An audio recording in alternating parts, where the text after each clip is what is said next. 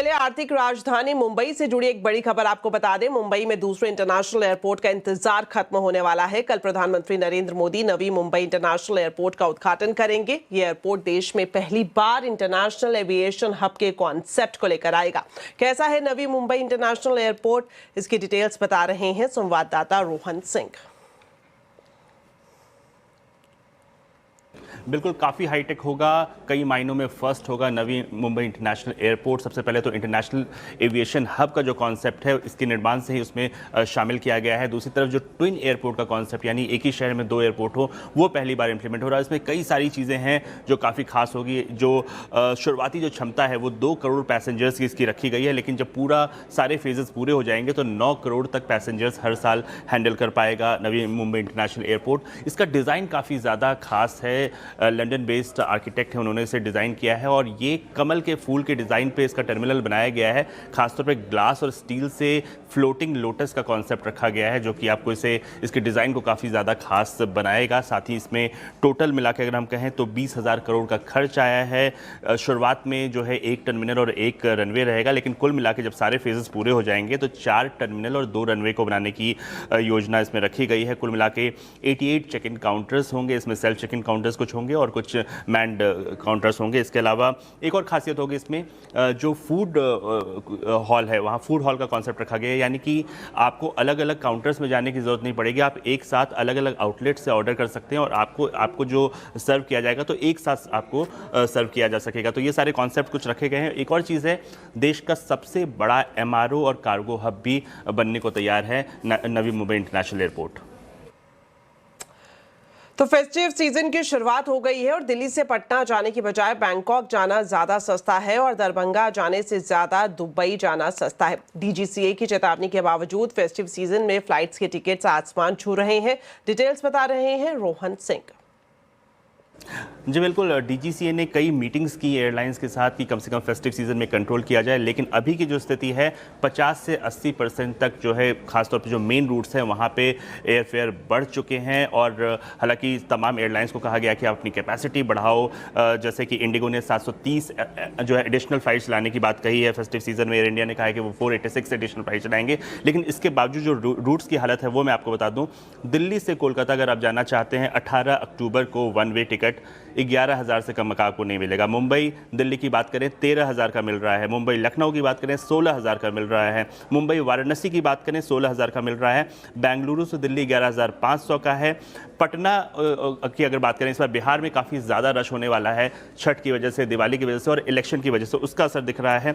दिल्ली पटना का जो 1 वे टिकट है वो है 12,500 का कम से कम। दिल्ली दरभंगा की बात करें 20,000 का टिकट है। इसके मुकाबले अगर आप कोई इंटरनेशनल डेस्टिनेशन देखना चाहें, दिल्ली से दुबई जाना चाहें उसी दिन, तो 12,300 में आपको टिकट मिल जाएगा। अगर आप मुंबई से शारजा जाना चाहें 13,000 में आपको टिकट मिल जाएगा। अगर आप बैंकॉक जाना चाहें दिल्ली से 10,500 में आपको टिकट मिल जाएगा। तो कई सारे ऐसे इंटरनेशनल डेस्टिनेशन है जो डोमेस्टिक डेस्टिनेशन से ज़्यादा सस्ते हैं। तो अगर आपको टिकट नहीं मिला है, अगर आपने अब तक प्लानिंग नहीं की है, तो आप कंसिडर कर सकते हैं किसी इंटरनेशनल डेस्टिनेशन पर जाने के बजाय इन डोमेस्टिक डेस्टिनेशंस के। चलिए अब आपको बताते हैं आज कैबिनेट की बैठक में कौन से बड़े फैसले लिए गए हैं। केंद्रीय कैबिनेट ने आज महाराष्ट्र, छत्तीसगढ़ और मध्य प्रदेश में 4 नए रेलवे प्रोजेक्ट्स को मंजूरी दी है। इन प्रोजेक्ट्स पर 24,634 करोड़ की लागत आएगी। ये प्रोजेक्ट 5 साल में बनकर तैयार होंगे। इसमें भुसावल वर्धा, गोंदिया डोंगरगढ़, वडोदरा रतलाम और इटारसी भोपाल बीना लाइन शामिल है। इन प्रोजेक्ट्स के साथ भारतीय रेल का नेटवर्क कुल 894 किलोमीटर और बढ़ जाएगा। इन प्रोजेक्ट से विदिशा और राजनांदगांव जैसे पिछड़े जिलों के 3600 से ज्यादा गांव और 85 लाख की आबादी को फायदा होगा। अभी 2 लाइन सेक्शन है ये, यहाँ पे 3rd और 4th लाइन का आज अप्रूवल हुआ है। बहुत इंपॉर्टेंट कॉरिडोर है ये। हावड़ा मुंबई समझो आप, प्रैक्टिकली भारत के 6 स्टेट्स को कनेक्ट करने वाला ये कॉरिडोर है। डिटेल में अगर देखें, भुसावल से वर्धा, अमरावती, मूर्तियाजपुर, अकोला, बहुत सारे इसमें खामगांव, जामनेर, जलगांव, उधर आगे वेस्टर्न कोस्ट के पोर्ट्स, सारी की सारी कनेक्टिविटी इन लाइनों से आती है। 314 किलोमीटर का ये प्रोजेक्ट है। 9,197 करोड़ रुपीस का इन्वेस्टमेंट होगा इसमें और बहुत हाई डिमांड रहती है यहाँ पे पैसेंजर और कार्गो ट्रेन्स की। वाणिज्य मंत्री पीयूष गोयल का कहना है कि ट्रेड डील को लेकर भारत और अमेरिका के बीच बातचीत लगातार जारी है। उन्होंने ये भी कहा कि अमेरिका में शटडाउन की वजह से देखना होगा कि अगले दौर की बातचीत कैसे, कहां और कब हो सकती है। बातचीत लगातार चल रही है यूनाइटेड स्टेट्स ऑफ अमेरिका के साथ। अलग अलग लेवल पे संपर्क बना हुआ है। इसके बारे में जल्द ही आपको हम और सूचना देंगे कि आगे कैसे इसको बढ़ाने की योजना या कल्पना बन रही है। एवरी पॉसिबिलिटी एग्जिस्ट्स, पर आप सब जानते हैं कि यूनाइटेड स्टेट्स ऑफ अमेरिका में आजकल गवर्नमेंट शटडाउन मोड में है, तो उसके मद्देनज़र देखना पड़ेगा कि कैसे बातचीत हो सकती है। अब बात करते हैं शेयर बाजार की। निफ्टी वीकली एक्सपायरी पर बाजार में मुनाफा वसूली देखने को मिली। आखिरी घंटे में बाजार ऊपरी स्तर से फिसला, लेकिन सेंसेक्स निफ्टी लगातार चौथे दिन बढ़त पर बंद हुए। तो कैसा रहा आज बाजार में कारोबार, बता रही हैं कंचन नौटियाल। तो हफ्ते का दूसरा कारोबारी दिन और फाइनली आज भी जो बाजार है उसमें हमें बुल्स का जो मोमेंटम है वो हायर नोट पे ही जाता हुआ दिखाई दिया। हालांकि मिड डे में हमें थोड़ा सा निफ्टी में पस्त मोमेंटम देखने को मिला था, लेकिन एंड तक आते आते बाजार में एक रिकवरी का माहौल जो है वो बनता हुआ दिखाई दिया और फाइनली निफ्टी इन ग्रीन जाके बंद हुआ है। लेकिन इसके कंपैरिजन में बैंक निफ्टी आज जो है वो कहीं ना कहीं लीड करता हुआ नजर आया है। इनफैक्ट कल के ट्रेडिंग सेशन में भी बैंक निफ्टी का जो मोमेंटम था वो अच्छा खासा बना हुआ था। Q2 के अपडेट्स आ रहे हैं बैंक्स के और अपडेट जो है वो काफी ज्यादा पॉजिटिव साइड में है। कासा रेशियो ले लीजिए या फिर बैंक की डिपॉजिट ग्रोथ ले लीजिए। आइए बात करते हैं कि स्टॉक स्पेसिफिक एक्शन आज किस तरीके का रहा है। क्विक कॉमर्स स्टॉक्स की बात कर ली जाए या फिर न्यू एज कंपनीज की बात कर ली जाए तो बस आज काफी ज्यादा बना हुआ था। इसके अलावा भारतीय एयरटेल नंबर्स आए थे सितंबर के, जिसके बाद अच्छा मोमेंटम देखने को मिला है। बजाज ऑटो, जियो फाइनेंशियल्स और साथ ही साथ आयशा मोटर्स भी आज 1% की बढ़त के साथ बंद हुआ है। लूजिंग पॉकेट की बात करी जाए तो axis bank, Tata Motors, Trent और टाटा कंज्यूमर में हमें थोड़ा सा जो माहौल है वो बेयरिश साइड में जाता हुआ दिखाई दिया है। आइए देखते हैं कि मिड कैप का जो मोमेंटम है वो कैसा रहा है। भारतीय हेक्साकॉम अच्छे खासे गेन्स देखने को मिले हैं। आईजीएल, टोरेंट पावर और फेडरल बैंक में करीबन 3% की बढ़त देखने को मिली है। लूजिंग पॉकेट की बात करी जाए तो Bharat dynamics, HDFC bank, LIC housing finance और साथ ही साथ जुबिलेंट फूड वर्क आज थोड़ा सा हमें नेगेटिव मोमेंटम दिखाते हुए बंद हुए हैं। लेकिन ओवरऑल मार्केट की ट्रेजेक्टरी समझी जाए तो मार्केट का जो इस टाइम पे माहौल है वो कहीं ना कहीं बुलिश साइड में बना हुआ है। दक्षिण कोरिया की consumer electronics company LG electronics India का मेगा आईपीओ आज से खुल गया और पहले ही दिन आईपीओ पूरा भर गया। इशू के जरिए कंपनी 11,600 करोड़ रुपए जुटाने की योजना बना रखी है और आईपीओ का प्राइस बैंड देखें तो 1,080 से 1,140 रुपए प्रति शेयर ये तय किया गया है। तो कैसा है एलजी इलेक्ट्रॉनिक्स इंडिया का आईपीओ और कंपनी में कितना दम है, बता रहे हैं आशीष चतुर्वेदी। पहले इसकी बेसिक डिटेल्स मैं आपको बता दूं कि 9 अक्टूबर तक खुला रहेगा और इसका जो प्राइस बैंड है 1,080 से 1,140 रुपए। 13 शेयरों का लॉट है, 11,605 करोड़ के करीब का इशू साइज है और पूरा का पूरा ओएफएस है। अब खास बात यह कि एलजी की अगर आप देखें तो प्रेजेंस बहुत स्ट्रांग है। खासतौर पर अगर आप देखें तो अप्लायंसेज में जिस प्रकार का ये बड़ा मार्केट शेयर होल्ड करते हैं ये काबिले तारीफ है। जैसे मिसाल के तौर पर अगर आप देखें तो इंडिया में जो रेफ्रिजरेटर मार्केट है इसमें 30% का मार्केट शेयर है। वॉशिंग मशीन में 34% है।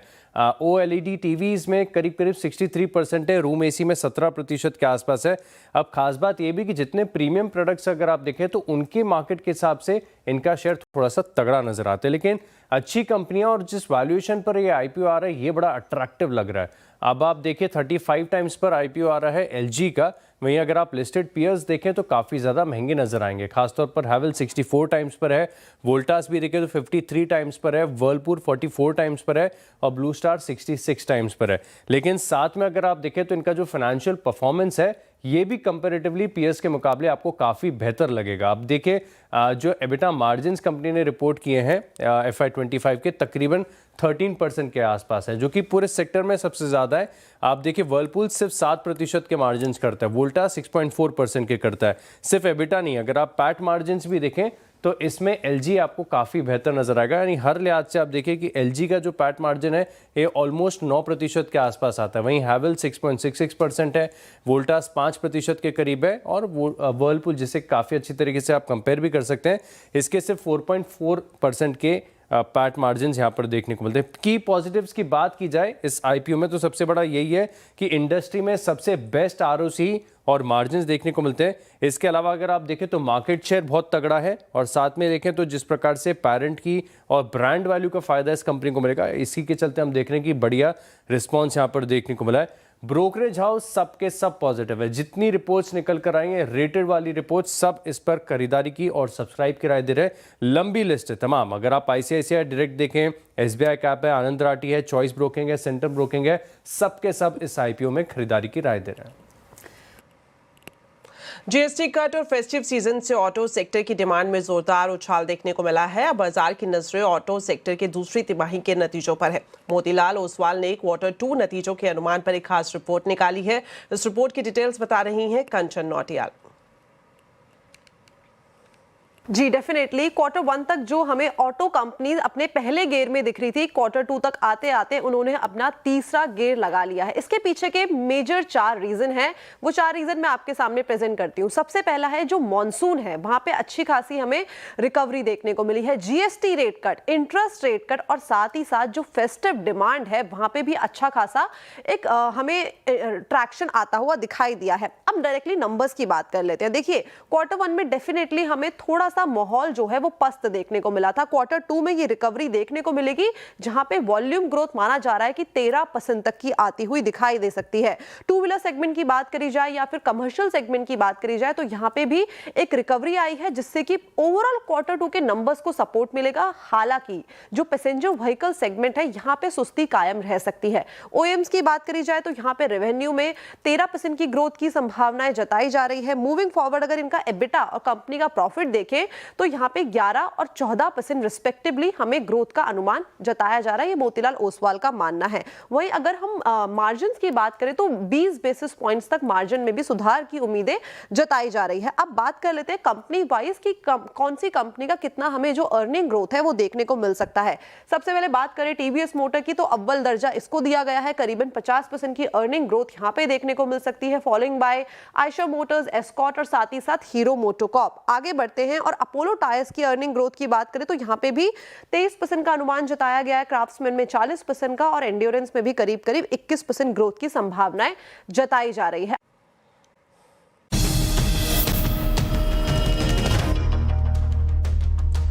ब्रेक के बाद आपका स्वागत है। अब बात करते हैं बिहार चुनाव की।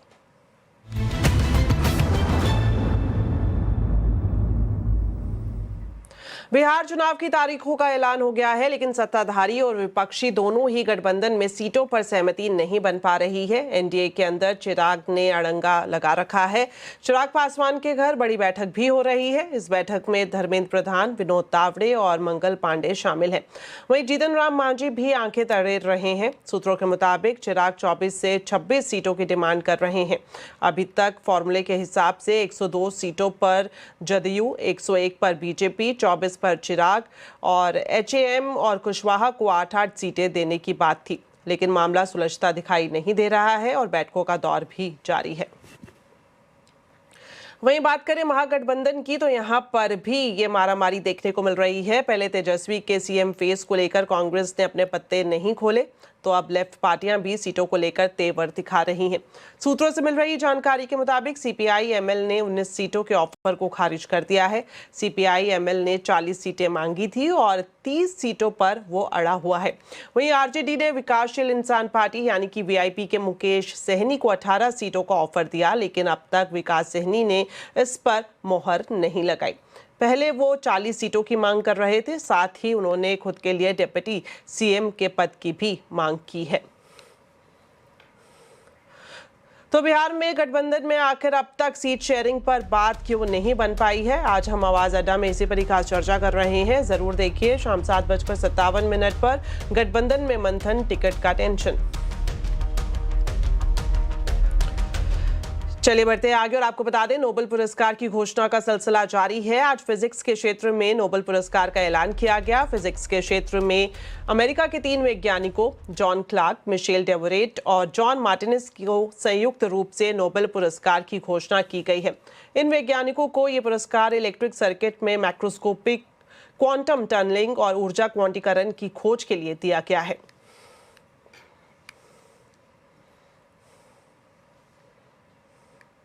चलिए इसी के साथ फिलहाल इस बुलेटिन में इतना ही। आप खबरों पर अपडेट रहें, CNBC आवाज से जुड़े रहें हमारे सोशल मीडिया हैंडल्स के जरिए। नमस्कार।